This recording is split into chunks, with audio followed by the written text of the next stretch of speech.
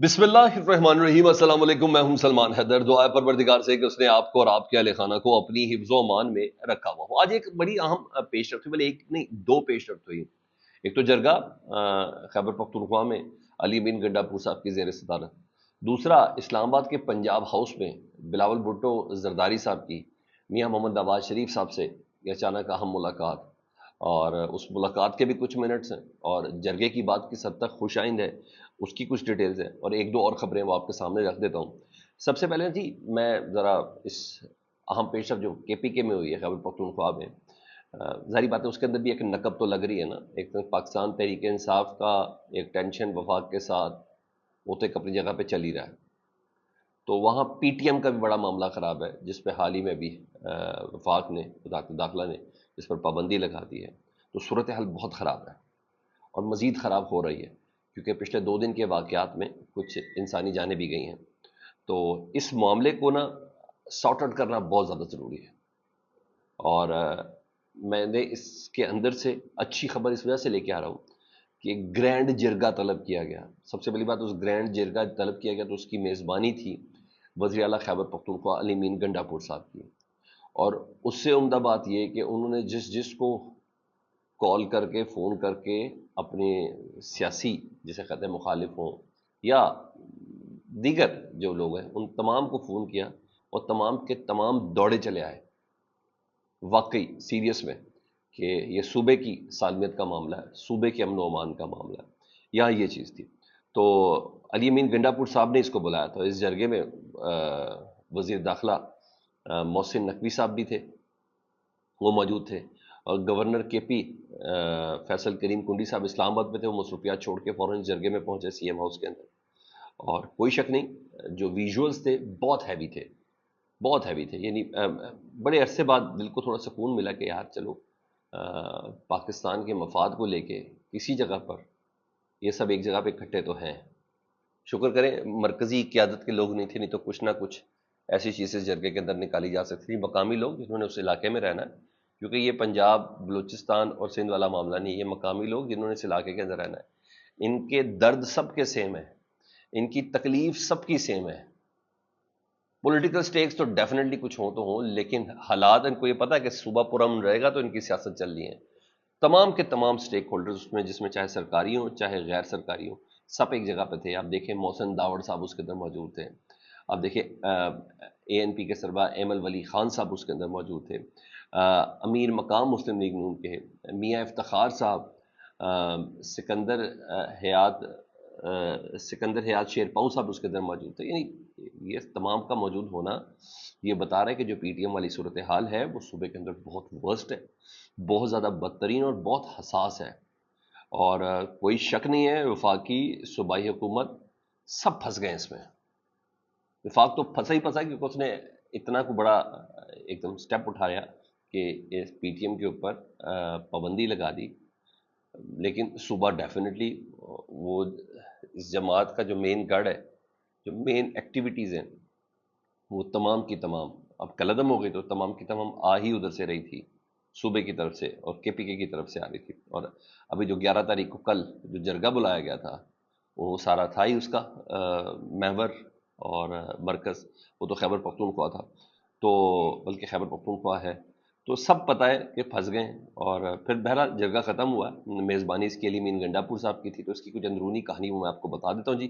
अली अमीन गंडापुर साहब ने वफाकी हुकूमत और तमाम जरगे के स्टेक होल्डर, जितनी भी सियासी जमात के लोग मौजूद थे, चाहे सरकारी चाहे गैर सरकारी, उन तमाम को कहा कि मुझे इख्तियार दें कि मैं ये जो जरगा है सीएम हाउस में जो हो रहा है तमाम स्टेक होल्डर्स का, इस जरगे को रिप्रेजेंट करूं, इस जरगे के मैंडेट को लेके पीटीएम से जरगे पे बात करूं। ठीक है, और वो कल है, पीटीएम से जरगे पे बात करूं। तो अली अमीन गंडापुर साहब ने कहा कि मुल्क के लिए और अमन के लिए मैं उनके साथ ज़मीन पर बैठने के लिए भी तैयार हूं। तो सर आपको मैंने कहा ना, खबर यहाँ से अच्छी है कि वफाक ने भी और जितने स्टेक होल्डर्स हैं उन तमाम ने अली अमीन गंडापुर साहब को ये मैंडेट दिया है कि आप जाएं पीटीएम के साथ, आप मुज़ाकरात करें, हमारा सारा मैंडेट आपके पास है, जो आपका फैसला हम सबको मंजूर है। और सर मैं समझता हूँ ये बहुत उम्दा पेशरफ्त है, मुल्क की मुफाद में सब एक साथ बैठे हुए हैं, सैनिटी को प्रिवेल करना चाहिए और यहाँ सैनिटी प्रिवेल होती भी नज़र भी आ रही है। اور ویسے بھی میں آپ کو بتاؤں، افہام و تفہیم سے معاملہ حل کرنا ہی بہترین حل ہے، اور اس کا اختیار علی امین گنڈا پور صاحب کو ملا ہے۔ تو لیٹ سی، دیکھیں کیا ہوتا ہے۔ ہاں ادھر ذرا تھوڑی سیاسی گفتگو کر لوں، یہ تو ایک چیز ہے، تھوڑی سیاسی گفتگو لوں تو عمر ایوب صاحب جو قومی اسمبلی میں اپوزیشن لیڈر ہے پاکستان تحریک انصاف کے، ان کا یہ ماننا ہے، حالانکہ وہ خود جرگے میں نہیں تھے، ان کا یہ دعویٰ ہے کہ محسن نقوی صاحب جو وفاقی وزیر داخلہ صاحب ہیں، انہوں نے صوبائی حکومت سے درخواست کی، یعنی علی امین گنڈا پور صاحب سے درخواست کی ہے کہ اس ایشو سے نکالیں، ہم پھنس گئے۔ انہوں نے پیر شر پڑنے والی بھی بات کی، لیکن انہوں نے کہا ہے کہ اس ایشو سے ہمیں نکالیں، ہم پھنس گئے ہیں، یہ انہوں نے دعویٰ کیا ہے۔ ویسے اگر یہ دعویٰ کیا بھی ہے نا تو کوئی اچھی بات ہے، کوئی اس میں کوئی بری بات نہیں ہے، کم از کم طاقت کا استعمال کسی بھی مسئلے کا حل نہیں ہے۔ اور اگر پاکستان تحریک انصاف کو یہ اختیار وفاق نے دیا ہے، اگر وزیر اعلیٰ خیبر پختونخوا کو اختیار وفاق نے دیا ہے، تو اس کا مطلب ہے کہ یہ زبردست قسم کا امتحان ہے، اور اس میں پاکستان تحریک انصاف کامیاب ہو سکتی ہے۔ ٹھیک ہے جی، اور اچھی بات ہے، میں اس کو بہت اچھے جیسر کے اندر دیکھتا ہوں، یا یہ چیز ہے۔ دوسری طرف ایک اور اہم ترین ڈیولپمنٹ وہ تھی پنجاب ہاؤس میں۔ پنجاب ہاؤس میں آج بلاول بھٹو زرداری صاحب میاں محمد نواز شریف صاحب سے ملاقات کے لیے پہنچے۔ میاں محمد نواز شریف نون لیگ کے دیگر رہنما بھی ادھر موجود تھے، میاں صاحب ان کو خود ریسیو کرنے کے لیے باہر ہیں۔ اور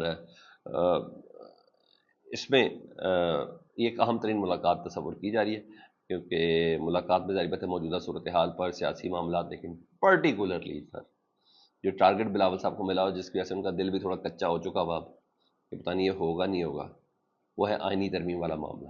اس آئینی ترمیم والے معاملے کو نا حتمی شکل دی جا رہی ہے، اس لیے بلاول صاحب یہ ملاقات ہے، اس لیے وہ بلوچستان باہر چلے جاتے ہیں، کبھی سندھ باہر چلے جاتے ہیں، پھر ٹی وی کے ایک ایک چینل کو انٹرویو بھی دیتے ہیں، اور کہہ کے انٹرویو پلیس کیے جاتے ہیں، اور کبھی کہتے ہیں منصور علی شاہ صاحب سے میں مسئلہ نہیں، پھر کہتے ہیں منصور علی شاہ صاحب سے متعلق ہمیں ڈر ہے، پھر کہتے ہیں آئینی ترمیم 25 اکتوبر سے پہلے ہو جائے تو سب سے بہتر ہے، اس کے بعد ہمیں لگتا ہے کہ یہ مشکل ہوگا، پھر کہتے ہیں میں نے کوئی ٹائم لائن دی نہیں، یعنی بلاول صاحب بھی یوں چل رہے ہیں۔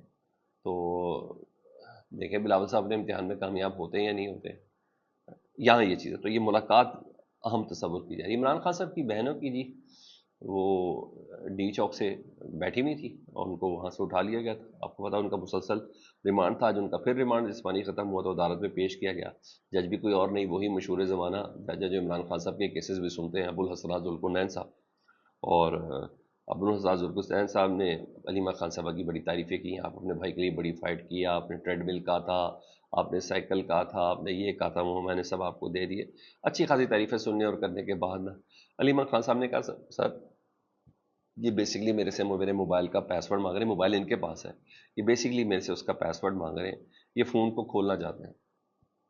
تو جج صاحب حالت چیک کرے، ابو الحسنات ذوالقرنین صاحب کہتے ہیں، انہوں نے کہا سر پاس ورڈ کھولنا چاہتے ہیں نا میڈم، تو کھول لے دیں، پاس ورڈ ان کو دیں اور اپنی جان چھڑا لیں۔ سر حالت دیکھیں، اندازہ لگائیں کہ جج کیا ریکویسٹ کر رہا ہے۔ جج صاحب بھی یہ چاہتے ہیں کہ پاس ورڈ دیں، پھر کافی ایسی کچھ بنے کہ کوئی کہہ کے شہ کے بھی لگے، اور پھر 2 روز کا جسمانی ریمانڈ پھر دے دیا عمران خان صاحب کی بہنوں کا۔ ابو الحسنات ذوالقرنین صاحب نے 2 روز کا پھر جسمانی ریمانڈ دے دیا۔ مطلب جج صاحب بھی چاہتے ہیں کہ موبائل کا پاس ورڈ ہی دیا جائے۔ ہاں اصل خبر موبائل کا پاس ورڈ یہ، کیونکہ پروسیکیوٹر بتاؤں کہ کہہ رہا ہے عمران خان صاحب کی بہنوں سے ہم نے بارودی مواد برآمد کرنا ہے۔ اب حالت دیکھے، اس نے یہ کہہ کے مانگی ہے اور جج صاحب کہہ رہے ہیں پاس ورڈ دے دیں، یہ حالت ہے۔ تو یہ بارودی مواد والی چیزیں وہی ہیں، میرا خیال ہے عمران خان صاحب بارودی مواد لے کے پھرے، وہ جیسے بھینس چوری کے پرچے ہوتے تھے نا، اس میں بس سنتے جائیں اور شرماتے جائیں، اور میں کیا کہہ سکتا ہوں۔ موبائل بیسکلی چاہیے تھا دیکھنا کہ بھائی ان کا رابطہ کس سے ہے، کس سے بات چیت کر رہی ہے، پارٹی کے اندر کس سے بات کرنی ہے، پارٹی کے باہر کس سے بات کرنی ہے، کوئی غیر ملکی ان کا رابطہ نہیں ہے، کس سے بات ہو رہی ہے، تاکہ اسٹریٹجی ہے نا پاکستان تحریک انصاف کی، اس کو ڈیفیوز کیا جا سکے، اس کے علاوہ کچھ بھی نہیں۔ ہاں انتظار پنچوتا صاحب ہمارے بہت اچھے دوست ہیں، پروردگار ان کو محفوظ رکھے، سلامت رکھے۔ انتظار پنچوتا صاحب عمران خان صاحب کے وکیل بھی ہیں، عمران خان صاحب کے ترجمان بھی، اور آخری وہ شخص ہیں سیاسی جن کی عمران خان صاحب سے ملاقات بھی ہوئی تھی، 3 دن سے مسنگ تھے۔ اسلام آباد ہائی کورٹ نے حکم دیا تھا کہ آپ تھرو پراپر چینل تھانے سے تو رابطہ کریں، تو تھانے سے رابطہ کر کے جی ایچ کوسار میں باقاعدہ ان کی گمشدگی یعنی اغوا کا مقدمہ درج کر لیا گیا ہے، اور مقدمہ سرکار کی مدعیت میں درج ہوا ہے۔ حد ہو گئی سر، اتنا بڑا وکیل بھی غائب ہو رہا ہے۔